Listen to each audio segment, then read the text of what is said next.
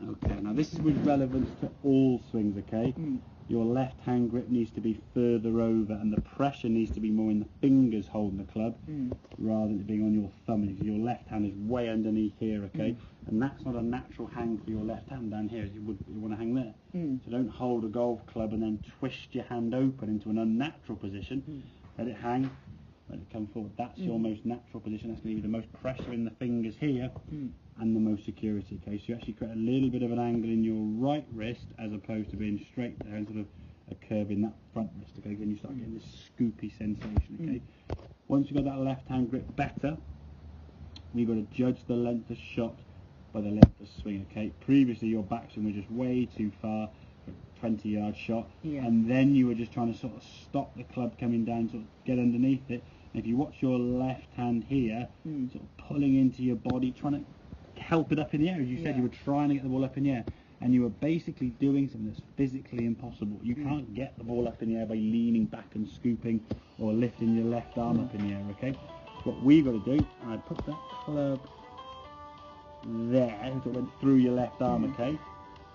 As we go back, so the club now is still in that same red line there, okay? As we come back to the golf ball, put the hinge over, you go back, which is fine. As you come back through, good strike of the ball, and the ball's up in the air, and you can see your hands continue to work towards the target, you see. You're not stopping your hands and pulling them in, we're trying to hit the low point of that golf ball as the hands finish. So rather than sort of finishing with this sort of scooped in position here and all very tucked up in that left wrist, or right wrist I say, trying underneath it, we're keeping that club now, so when you finish that swing you can see Y position that you've got there with your arms, you've maintained with that. It's all very sort of still tucked up. That's definitely a position there. If you look at that, if we look at that there, that position there's somebody trying to get the ball up in the air. Yeah.